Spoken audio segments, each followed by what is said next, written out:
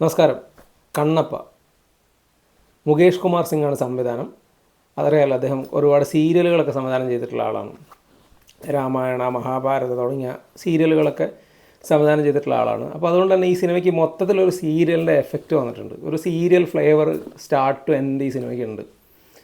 ഇതിൻ്റെ സ്റ്റോറിയും സ്ക്രിപ്റ്റും ഒക്കെ വന്നിരിക്കുന്നത് വിഷ്ണു വാഞ്ചുവാണ് ചെയ്തിരിക്കുന്നത്. അദ്ദേഹം തന്നെയാണ് ഇതിനകത്ത് നായകനും. അദ്ദേഹത്തിൻ്റെ ഫാദറായിട്ടുള്ള മോഹൻ ബാബു ആണത് നിർമ്മിച്ചിട്ടുള്ളത്. മോഹൻ ബാബു ഇതിനകത്ത് വലിയൊരു റോള് ചെയ്യുന്നുണ്ട്.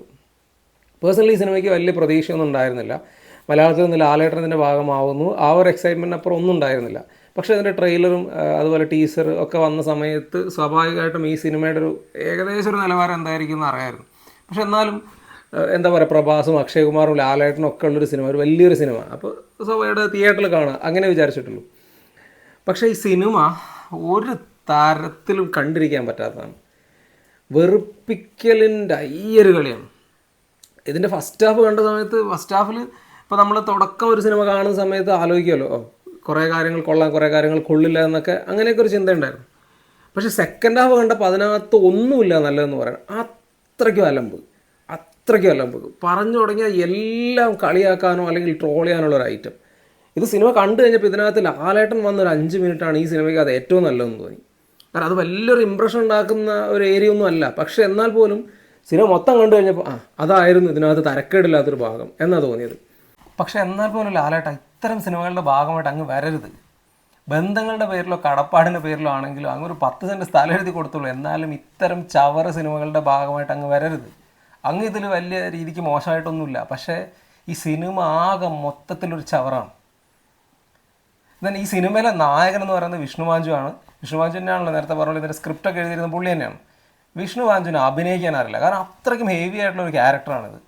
അങ്ങനെ വേണമെങ്കിൽ പെർഫോം ചെയ്യാൻ പറ്റിയ സ്പേസൊക്കെ ഈ ക്യാരക്ടറിനുണ്ട്, എഴുത്തിലതുണ്ട്, അല്ലെങ്കിൽ അങ്ങനെ ഉണ്ടത്. പക്ഷേ പുള്ളിക്ക് അഭിനയിക്കാനേ അറിയത്തില്ല. കാരണം ഈ സിനിമയുടെ കഥ എനിക്ക് തോന്നുന്നു ബാഹുബലിയുടെ കഥ നടന്ന ആ ഏരിയയിലൂടെ താമസിച്ച ആൾ എഴുതിയതാണെന്ന് തോന്നുന്നു. കാരണം ബാഹുബലിയുടെ ഒരു എവിടേക്കൊക്കെയോ ബാഹുബലിയുടെ ആയിട്ട് ഒരു ഇത് പിടിക്കാൻ നോക്കിയിട്ടുണ്ട്. പ്രത്യേകിച്ചും അതിനകത്ത് അനുഷ്കയെ അമ്പയ്യം പഠിപ്പിക്കുന്ന സീനൊക്കെ ഉണ്ടല്ലോ, ഇതിനകത്തും അങ്ങനെയുള്ളൊരു പരിപാടിയൊക്കെ കണ്ടു. അങ്ങനെ കുറേ കാര്യങ്ങളുണ്ട്. അപ്പോൾ അത് വിഷ്ണുവാഞ്ച് ചെയ്തു വെച്ചേക്കുന്നത് നല്ല ബോറായിട്ടാണ് എല്ലാ സീനും. കാരണം എസ്പെഷ്യലി പുള്ളിയുടെ റൊമാൻറ്റിക് പോർഷൻസൊക്കെ അലമ്പാണ്. ഇതിനകത്ത് പുള്ളിയുടെ കുറേ സെൻറ്റിമെൻറ്റ്സ് ഏരിയയൊക്കെ ഉണ്ട് ഡിവോഷനായിട്ട് ബന്ധപ്പെട്ടിട്ട്. അതൊക്കെ അസഹനീയം, അത്രയ്ക്കും വെറുപ്പിക്കൽ, കണ്ടിരിക്കാൻ പറ്റില്ല. കാരണം 3 മണിക്കൂറിന് മണ്ടയ്ക്കുള്ളൊരു പടത്തിനകത്ത് പുള്ളി അത്രയും ലെങ്ത്തുള്ള റോൾ, ഹീറോ റോൾ ചെയ്യുന്ന പുള്ളിക്ക് വേണ്ട ആവണ്ടേ, പുള്ളിക്ക് പറ്റൂല. അത് പുള്ളിക്ക് എല്ലാവരുമായിട്ടും കോമ്പിനേഷൻ സീനുണ്ട്, ലാലേട്ടനായിട്ടുണ്ട്, പ്രഭാസായിട്ടുണ്ട്, അക്ഷയകുമാറുണ്ട്, എല്ലാം വെറുപ്പിലാണ്, അസഹനീയമാവുന്ന വെറുപ്പിക്കൽ. പിന്നെ അതിനകത്ത് പ്രഭാസുണ്ട്. പ്രഭാസ് സെക്കൻഡ് ഹാഫിലാണ് മെയിൻലി വരുന്നത്. പ്രഭാസിൻ്റെ പ്രഭാഷണ പരമ്പരയാണ്. ബോറായിരുന്നു, നല്ല ബോറായിരുന്നു. ഒന്നുമില്ല, പുള്ളി ഒരേ ദൈവമായിട്ടാണ് തോന്നുന്നു വരുന്നത്. പുള്ളി 3 സ്ഥലങ്ങളിൽ പോയി ഒരേ സമയം സംസാരിക്കുന്ന സീനൊക്കെ ഉണ്ട്. നല്ല കച്ചറ സീനായിരുന്നു. അക്ഷയകുമാർ ലുക്ക് തന്നെ കൾട്ടായിരുന്നു, ശിവഭഗവാനായിട്ടായിരുന്നു. പുള്ളി കാണുമ്പോൾ തന്നെ കോമഡിയാണ്. പാർവതിയായിട്ട് കാജൽ അഗർവാൾ, ഇവർ രണ്ടുപേരും കൂടെ സ്റ്റാർട്ടിങ്ങിൽ ഇടയ്ക്കിടയ്ക്ക് ഇങ്ങനെ ഗസ്റ്റ് അപ്പിയറൻസ് പോലെ ഇടയ്ക്കിടയ്ക്ക് ചില സീനിൽ ഇങ്ങനെ വരും. അതുപോലെ പുട്ടിൽ പീരീഡ് മാതിരിയാണ് അവർ വരുന്നത്. അവരാണ് ഇതെല്ലാം കൺട്രോൾ ചെയ്യുന്നത്. ഇതിൻ്റെ ഒരു പരിപാടി നല്ല വെറുപ്പിക്കലായിരുന്നു. അത്രയ്ക്കും ശോകമായിട്ടാണ് കോസ്റ്റ്യൂമിൽ തന്നെ കാണുമ്പം പുള്ളി. പിന്നെ മോഹൻ ബാബു ഇതിനകത്തുണ്ട്. മോഹൻ ബാബു ഫസ്റ്റ് ഹാഫിൽ വലിയ കുഴപ്പമുണ്ടായിരുന്നില്ല. പക്ഷേ സെക്കൻഡ് ഹാഫിലേക്ക് വന്ന് മോഹൻ ബാബുവിൻ്റെ റോളും ഭയങ്കര ശോകമായിപ്പോയി. ദെൻ കുറേ വില്ലന്മാരൊക്കെ ഉണ്ട് ഇതിനകത്ത്. വില്ലന്മാരൊക്കെ എന്തോ കാണിക്കുന്നു. പിന്നെ ആ യുഗത്തിലെ കഥയായതുകൊണ്ട് ന്യായീകരിക്കാം, ലോജിക്കലി ഒന്നും ചോദ്യം ചെയ്യില്ലല്ലോ. അങ്ങ് പണ്ടത്തെ ആൾക്കാർ ഇങ്ങനെയായിരുന്നു, ഓക്കെ. അപ്പോൾ അത് പിന്നെ കാണിക്കുമ്പോൾ നമുക്ക് വലിയ പ്രശ്നം തോന്നില്ല. പക്ഷേ ഇത് എടുത്തു വെച്ചേക്കുന്ന രീതി അത് ഭയങ്കരമാണ്. ഇതിനകത്ത് വേറെ പ്രത്യേകിച്ചായിട്ട് നല്ല ഒന്നും കാണാനില്ല, ആകെ മോശമേ ഉള്ളൂ. ഇത് പറയുന്ന പോലെ തന്നെയാണ് സിനിമയ്ക്കകത്ത് നടക്കുന്നത്. പിന്നെ ഇതിനകത്ത് ആദ്യ പകുതിയിലാണ് കുറച്ചെങ്കിലും ഒരു ആശ്വസിക്കാനൊക്കെ തോന്നി. കാരണം ബാക്ക്ഗ്രൗണ്ട് സ്കോറൊക്കെ 1-2 പോർഷൻസിലൊക്കെ കൊള്ളായിരുന്നു. എസ്പെഷ്യലി ലാലേട്ടൻ വരുന്ന സീനിലെയും അതുപോലെ മോഹൻ ബാബുവിൻ്റെ ഇൻട്രോ സീനിലെയൊക്കെ BGM വലിയ കുഴപ്പമുണ്ടായിരുന്നില്ല.